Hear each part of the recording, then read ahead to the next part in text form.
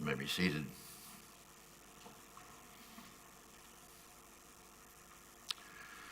Text this morning is the gospel reading for today, well-known story. Let's pray. Gracious God, yes, you might navigate us through our worship journey this morning and now through your word, so that we might be navigated by you on our journey of life. Amen.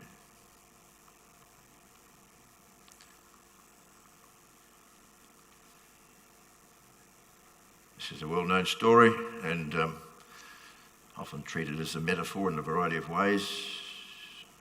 Church is the boat, sea is the world, all that sort of thing. We might look at it a little differently.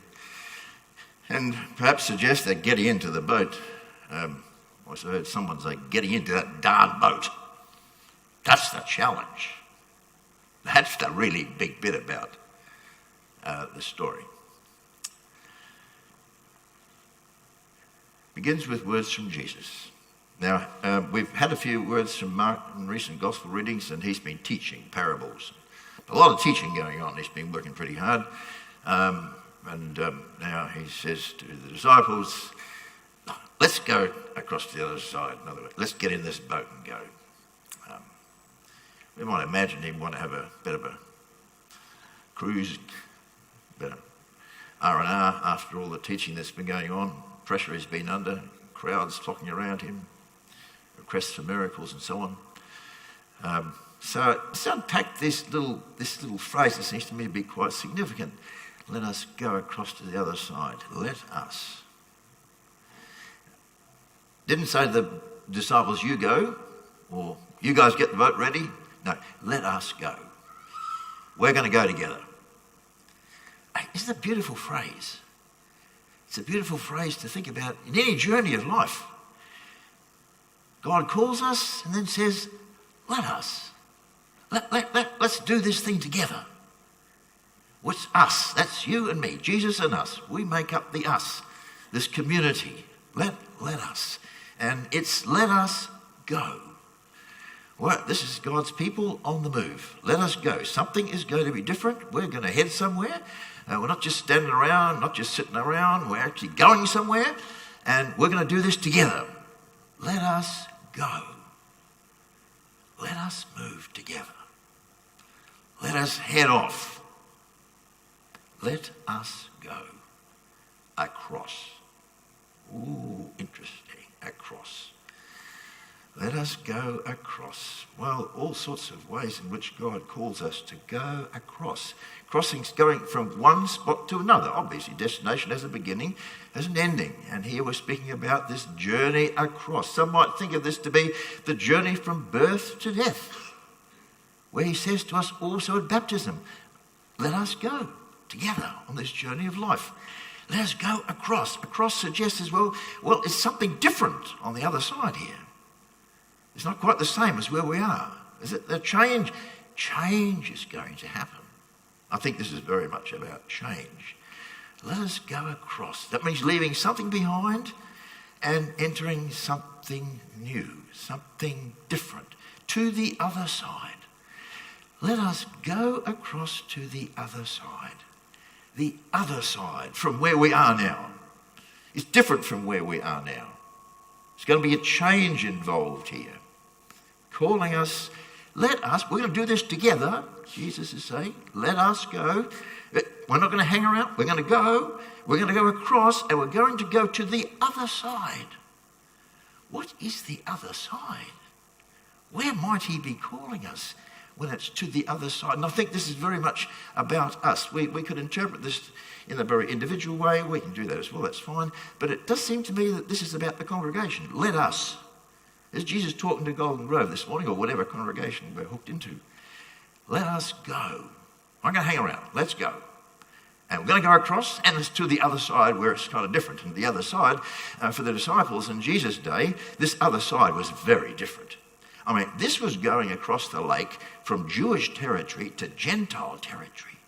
This was going across from home, from our people, from our place of worship and all the rest of it, over to the unclean side, as it was referred to as. This other side, quite alien to us. Generally, we want nothing to do with the other side, they would have said. And Jesus says, no, we're going to go there. Let's go across to the other side. Wow, that's kind of scary stuff as well. We don't even want to be on the other side. It's not our deal. We're more comfortable here where we are. This is home. Why go to the other side? In this case, for the disciples, the other side, as we mentioned, was this was foreign territory. This was alien stuff. This was where you would feel uncomfortable. Now, Jesus must have known something about this, perhaps, what was going to happen on the other side. As it turned out, the other side was pretty rough. I mean, the first thing they were going to do when they got to the other side was meet this guy who was possessed with a whole lot of evil spirits. It's on the other side that we have that fascinating, odd sort of story about the spirits entering into the pigs and they jump over the cliff. Oh, this is rugged sort of stuff. And this guy from the other side who's healed is so keen on Jesus. He says, oh, I want to come with you, Jesus. I want to go back to where you came from. I don't know. Jesus said, no, you stay here. So he spent his time on the other side, then telling everyone the great things Jesus had done. But all this was kind of scary to begin with. They didn't know that was going to happen, but except to go to the other side was certainly threatening stuff. We weren't going to go there. What's the other side for Golden Grove? Interesting question. What's the other side for the Golden Grove Lutheran Church? I spent a great day, morning yesterday, cutting wood. Some of us were out there cutting wood. I still got a bit of a mark on my chest here. One of those bits of wood bounced off the machine and hit me on the ribs. But all okay, it's all okay. I think some of the parishioners have wondered if I was going to be here this morning, but it was just good being a parishioner yesterday morning with some Golden Grove people. I was thinking, what might be the other side for Golden Grove? For this congregation. I see some stuff happening here, really exciting sort of stuff. The Bill's not here this morning. I'd remind him that there's still a bit to do. But more than that, what might Jesus be saying to Golden Grove? Let us go across to the other side. What uncomfortable area might this congregation be called to go to? What challenges might there be? In Jesus' words to the Golden Grove, to any congregation for that matter, to our church, let's go to the other side, the uncomfortable side, the place where we don't feel at home, the place where we're challenged to depend, really to depend on the presence of Jesus. I think it's a question worth wrestling with. Oh yes, it was a rough trip on this particular occasion. And even dangerous to the point where disciples said to Jesus, don't you care, we're going to die out here on this storm that's blowing up. Some would interpret this to be simply, well, whenever the church moves to go to the other side, there are opposing forces. And we know something about opposing forces also in our country, or much worse in many other places, mind you. But in Australia, it's kind of more insidious.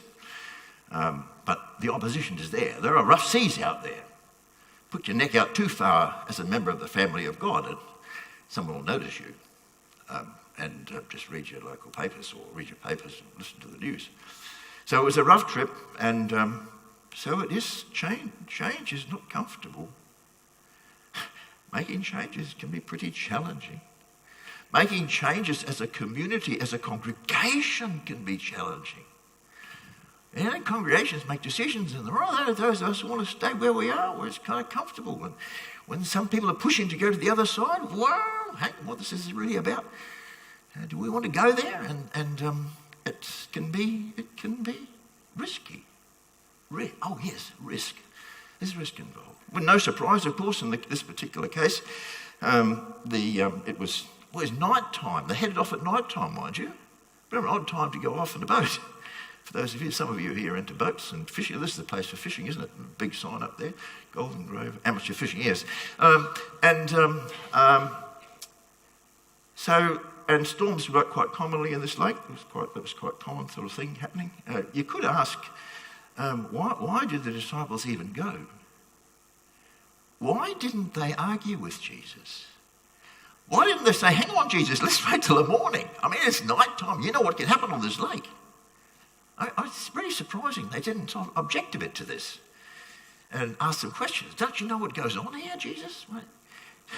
Going off the other side? I mean, who knows if there'll even be a motel available for a room for us when we get over there? But all those sort of very common questions as to what might happen to the other side. But they did go. They got into the boat and went. That's interesting. They did go. And really, it's in many ways, this is all about change and growth and development for us as God's people. He calls us into new ventures. He challenges us. And the question of faith, do we trust him to go at his word? We can say this is personally also true for us. I mean, those of us who are married were called to venture in faith. And Jesus said to us when we got married, let us go. Again, it was not just us, it was Jesus with us. Makes such a difference. And so it applies in all sorts of different areas of life that we're challenged in relation to our work, our ambitions and where we're headed in life. If Jesus is walking with us, as we sang about it in the song so beautifully earlier on, then somehow rather it's let us go into this new venture, into this dangerous sort of territory. And so we tend to go and we go. It's faith. Well, it's a faith. It's about something that doesn't make sense. Quite often it's a venture, it's a risk, but it's taking Jesus at his word. Getting into the boat, heading off. As rough as the seas might be, it's when we get into that boat that we then discover this Jesus who can calm the waters. It's interesting that in Scripture, the sea is a symbol of chaos. And the sea is something that human beings could not control. So that runs through scriptures, that fear of the sea, the deep, the waters that are totally uncontrollable. But the one who can control and put order into chaos is the Spirit of God.